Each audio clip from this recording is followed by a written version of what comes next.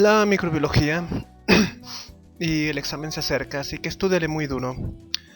Platiquemos del Streptococcus pyogenes, cuyo perfil básico nos indica que es una bacteria, es decir, pertenece al grupo de los microorganismos que no se dedican a robarte nutrientes y a vivir a costa tuya, sino estos son un poquito más agresivos, invasores.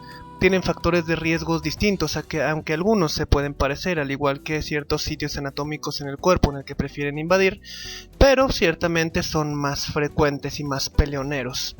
¿Por qué? Porque como todos los organismos en este planeta lo que quieren es dominar. Bien, típicamente en la bibliografía se nos presenta como cocos formando una cadena. ¿Por qué coco? Bueno, es un organismo unicelular, todas las bacterias forman una sola célula, pero esta tiene una forma esférica, una forma de pelotita, una forma de balón. Algo que lo caracteriza, a diferencia de otras bacterias, es que no le gusta vivir solo. Por eso la naturaleza microbiológica le dio a algunos compañeritos para que forme una fila india y se denominen estreptococos, o sea, un montón de esferitas formando una cadena. Bien, esos Streptococcus pyogenes son invasores, es decir, no pueden vivir contigo, no son de los que se llevarían bien contigo o estarían invadiéndote a la vía discreta como algunos parásitos. No, estos son invasores, son malvados y vienen en plan de destruir. Su principal vía de entrada es la vía respiratoria. Así como algunos otros virus, como el virus de la influenza, el de la gripe, el del resfriado o el Streptococcus pyogenes, su vía de entrada es la vía respiratoria, es decir, es una vía común para muchos microorganismos, por lo tanto, tienes que tener mucho cuidado a la hora de tener una infestación o una infección. ¿Por qué? Porque este es un sitio anatómico muy frecuentemente visitado y si no conoces a la bacteria o al parásito preciso que te está atacando, pues difícilmente vas a poder erradicarlo. Bien. Estos Streptococcus pyogenes se consideran gram positivos. ¿A qué nos referimos con esto? Bueno, hay muchas bacterias al igual que personas en este mundo, y así como hay tantas, tienen que ser clasificadas. Así como en el ser humano hay gente alta, hay gente bajita, gente blanca, gente morena, gente de ojos claros, bueno, ya me entendiste. Hay muchas bacterias y una de sus formas de clasificar es si se tiñen o no con la tinción de Gram. Bien.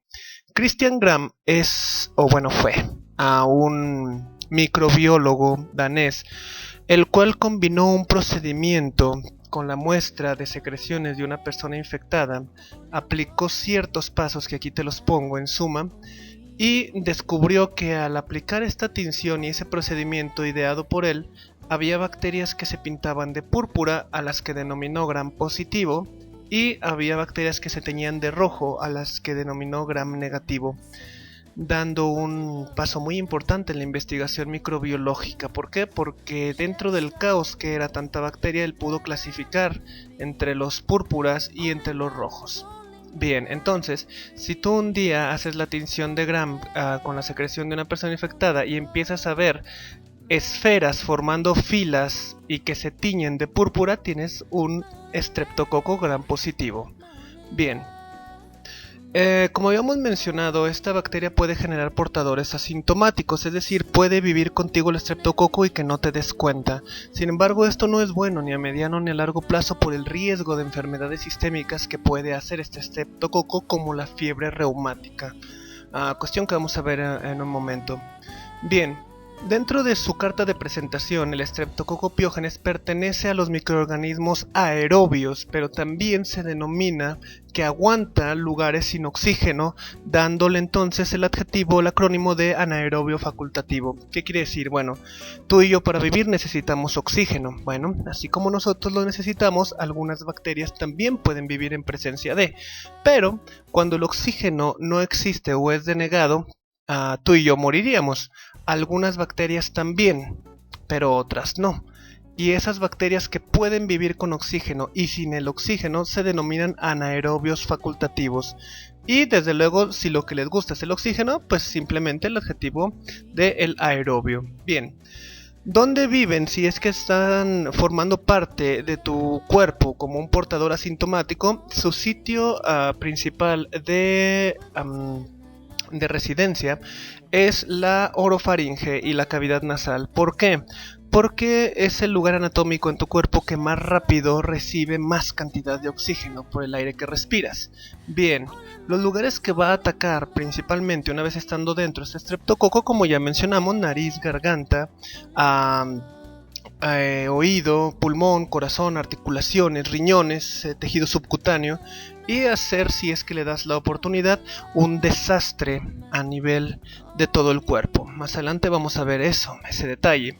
Bien, una de sus características es que es productor de toxinas, además de que es muy agresivo e invasivo. La forma en la que mata es regando toxinas que son tóxicas para las células del ser humano, generando entonces la inflamación, la muerte celular y el daño que caracteriza a la invasión bacteriana. Muy bien, ¿dónde lo vamos a encontrar este estreptococo? En aire, en agua, en tierra contaminadas.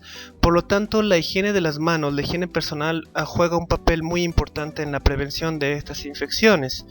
Desde luego no podemos ignorar que también se encuentra en el aire. Tenemos que tener mucho cuidado de no estar en ambientes contaminados, porque también el índice de riesgo de que te infectes por un Streptococcus pyogenes es elevado. Muy bien, y la transmisión principal es por medio de la vía respiratoria, así que ten cuidado con algún infectado, porque en la que te tosa o te estornuda en la cara, las probabilidades de que te infectes son muchas. Bien, sencillo, ¿eh? Entonces hablemos de la forma, de la anatomía de estos estreptococos. La anatomía del estreptococo, como ya mencionamos, es un organismo unicelular formado por una sola célula.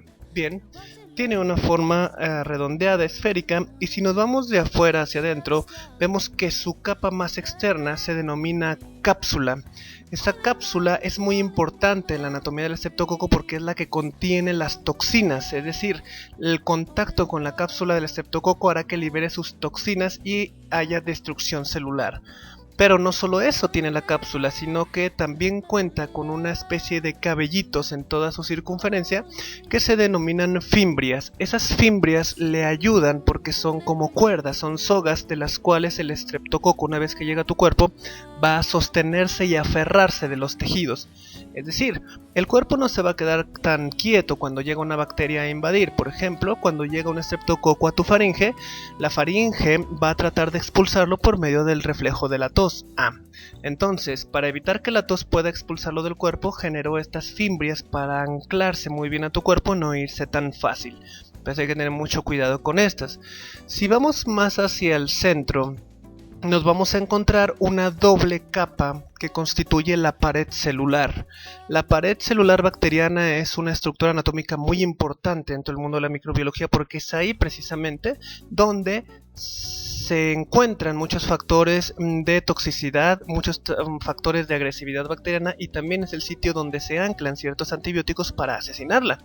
Bien, esa pared celular está formada principalmente por proteínas y carbohidratos, denominados en la bibliografía como peptidoglucanos.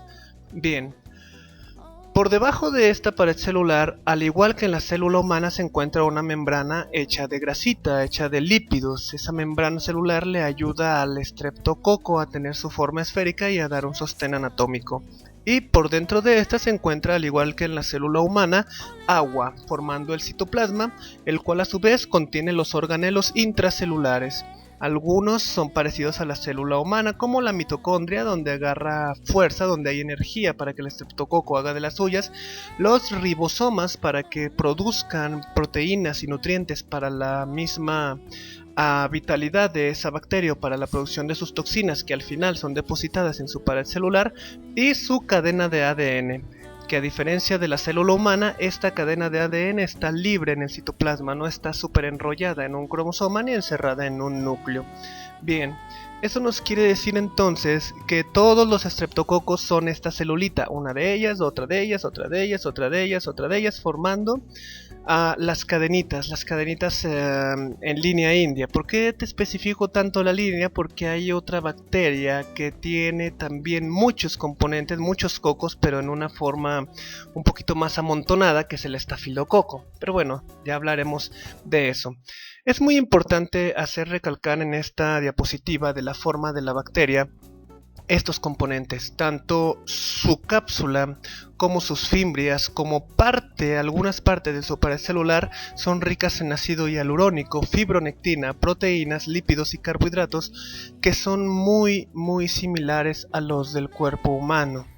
Eso implica un problema, sobre todo en el desarrollo de enfermedades sistémicas a largo plazo. Ese parentesco de esos componentes proteínicos con el cuerpo humano es una desventaja a la hora de tener encima una infección estreptocócica. Bien, hablemos entonces de la lucha. Es muy importante eso, sabemos que tenemos un invasor, así que sabemos que... Esa no es una campana, esa es la charola. Poco de refresco. Bien, sabemos que va a haber una lucha por este invasor, es decir, el retador va a llegar a nuestro cuerpo y va a entrar por la vía respiratoria a agredir al primero que se encuentre, es decir, una tremenda lucha a muerte entre el estreptococo y las células de nuestro cuerpo. Bien, ¿qué cuenta el estreptococo entonces? Veamos las capacidades de este luchador. Bueno, como mencionamos, su mejor arma son las toxinas. Ese es el listado de sus principales toxinas de ese estreptococo. Toxinas bastante fuertes y... bueno, nuestra célula del cuerpo, ¿qué es lo que tiene para defenderse? Nada. Bueno, es una célula de la vía respiratoria, claro. El cuerpo se va a tratar de defender formando secreciones, formando moco para atrapar a esos estreptococos, pero solo no va a ser suficiente. Esto quiere decir que en un inicio el estreptococo va a llegar contra las inocentes células de tu sistema respiratorio y pues habrá ciertas desgracias, ciertos desenlaces fatales. Pero esto no es enteramente malo, porque recuerda que la muerte de una célula hace que el cadáver se convierta en prostaglandinas y esas prostaglandinas a su vez van a llamar al relevo, o sea, el sistema inmune va a llegar al rescate y es el que se va a pelear contra ese estreptococo. Realmente es el retador misterioso. Bien, es por eso que tenemos que tener mucho cuidado en ese aspecto. El sistema inmune es el que realmente se pelea con el estreptococo. Hay muertes de ambos lados y secreciones purulentas que caracterizan a esa infección estreptocócica. Pero eso no es una solución totalmente a largo plazo, porque insisto, hay ciertas condiciones crónicas que pueden afectarnos más que otras. Bien, hablemos entonces de las manifestaciones. Ciertamente es uno de los principales microorganismos que van a generar las faringitis bacterianas, es decir, a todos nos ha pasado una infección en la faringe, lo cual hace que ésta se enrojezca, pero también puede afectar este estreptococo la vía respiratoria a estas glandulitas, amigdalinas o amígdalas o anginas, como les llaman en algunos lugares. Esas también van a ser agredidas, lastimadas por ese estreptococo piógenes, generando crecimiento y puntilleo purulento. Es por eso que cuando tú ves un paciente cuya garganta o faringe, como le quieras llamar, está muy enrojecida y sus amígdalas están también muy crecidas con puntillo purulento, se te tiene que prender el foco de que probablemente hay un estreptococo haciendo de las suyas. Más, no podemos ignorar que la faringe tiene conexiones directas con el aparato auditivo. Recuerda que el aparato auditivo se divide en tres porciones. La primera, que es el conducto auditivo externo, el oído medio o la cavidad auditiva media o conducto auditivo medio, que está dividido por la membrana timpánica, y dentro de esta cajita que es el oído medio se encuentran los tres huesecitos del oído, que es el martillo, el yunque y el estribo. El oído medio, recuerda que anatómicamente tiene conexión directa con la faringe por medio del conducto de Eustaquio. Y también por el lado de atrás de este oído medio hay ciertas redes de cavernas que se comunican con la apófisis mastoides detrás de tus oídos, una porción del hueso temporal que almacena aire. Quiere decir entonces que si tienes una infección por el estreptococo piógenes por medio de las trompas de Eustaquio, puede infectar tu oído medio, sí, y también puede irse por esa red de cavernas hacia el lado de atrás a la apófisis mastoides en tu huesito temporal, también, pudiendo de esa manera generar infección de toda la vía aérea superior. desde luego empeorando el cuadro clínico del paciente. Bueno, tenemos que tener mucho cuidado. No olvidemos también que existen en el hueso frontal y en el hueso malar superior las cavidades sinusoidales, las cuales generan una secreción mucosa que también puede ser susceptible de infección, y desde luego los típicos ganglios linfáticos cervicales que también pueden ser infectados por ese estreptococo, generando entonces también inflamación, dolor, destrucción de sus estructuras, dándole entonces así nombre a las principales entidades patológicas que esta bacteria puede presentarnos. Bien, pero también dijimos que puede afectar la piel, ese Streptococcus pyogenes. Una de las vías más frecuentes de infección en la piel no es tanto la superficie de la misma, sino el tejido debajo de esta. Quiero decir, el tejido subcutáneo. El tejido que está por debajo de la piel, de la capa, de la principal capa del cuerpo, tiende a ser susceptible de infección. Un ejemplo de ellos, muy frecuentemente, es la onicomicosis. Algunas personas con hongos en los pies, estos hongos hacen que la uña se engruese, se ponga muy amarilla y haya dentro del lecho unguial, o sea, dentro del lecho de la uña con la piel del pie, haya pequeñas laceraciones, pequeños rasguños que le sirven al Streptococcus pyogenes para poder entrar e invadir. Y una vez adentro de esa piel, de ese tejido por debajo de la cobija, hacen lo mismo, liberan sus toxinas, hay destrucción, hay inflamación, hay enrojecimiento, hay calor local y obviamente el paciente no puede pasar esto desapercibido. Pero siempre ante un caso de celulitis tiene que haber un rasguño o una herida, aunque sea muy pequeña, que dé el pie al lecho unguial o al tejido subcutáneo, en cualquier parte de toda la anatomía de la piel, ¿de acuerdo? Bien, esa es una de las partes que puede afectar la piel del Streptococcus pyogenes. Otra muy conocida y mencionada en la bibliografía es la fascitis necrotizante. Se da mucho en las personas que sufren quemaduras, es decir, una persona que tuvo una quemadura va a generar una gran lesión celular, una gran lesión en la piel, en la cual van a aprovechar los estreptococos para entrar, y entonces paulatinamente esa lesión tan inflamada puede sufrir necrosis, gangrena, lo cual hace que muchos medios y muchos libros nombren al Streptococcus pyogenes como la bacteria come carne, pero no es tanto que sea carnívora de la piel o de los músculos de una persona quemada, sino que recuerda que todo el tejido en el cuerpo recibe riego sanguíneo por parte de las arterias. Las arterias llevan sangre y la sangre a su vez lleva el oxígeno para ser entregados en el cuerpo. Bien, ahora imagínate que esas arterias, al ver el tejido inflamado o el tejido quemado, ese mismo tejido, fibras musculares, empiezan a apretar a esas arterias, dificultando que llegue sangre a los mismos, cerrándose ese grifo de oxígeno y de sangre, y al no haber sangre no hay oxígeno, y al no haber oxígeno los tejidos se mueren y se necrosan. Por esto se genera esa gangrena, esa irritación, esa consecuencia, esa necrosis llamada fascitis. Pero no es que el estreptococo se lo coma, sino que la misma inflamación que propicia y empeora hace que el riego sanguíneo se vea obstruido por la misma inflamación y sea una situación de gangrena por cuestiones mecánicas. Pero bueno, eso tenlo en cuenta. Bien, también puede haber cierta aparición de placas rojas a nivel de las extremidades superiores e inferiores, acompañadas de crecimiento de los ganglios linfáticos. Si tienes estas manifestaciones con una faringitis previa, eso quiere decir que es una afección sistémica a nivel de la piel que los libros mencionan como erisipela. Otra lesión también muy común es que aparezcan lesiones como unas lesiones eczematosas que simulen una varicela o una rubiola, pero tienes que tener mucho cuidado, se parecen mucho más. Sin embargo, si además de esto el paciente tiene puntilleo blanquecino en la lengua que le hace asemejar esta como si fuera una fresa, estás ante una escarlatina. Ten mucho cuidado con las lesiones de la piel. Hay costras, hay vesículas, hay manchas, hay pápulas, hay pústulas. Tienes que saber distinguir cada lesión de la piel para que no te vayas con la finta de otra enfermedad y de otro microorganismo. Bien.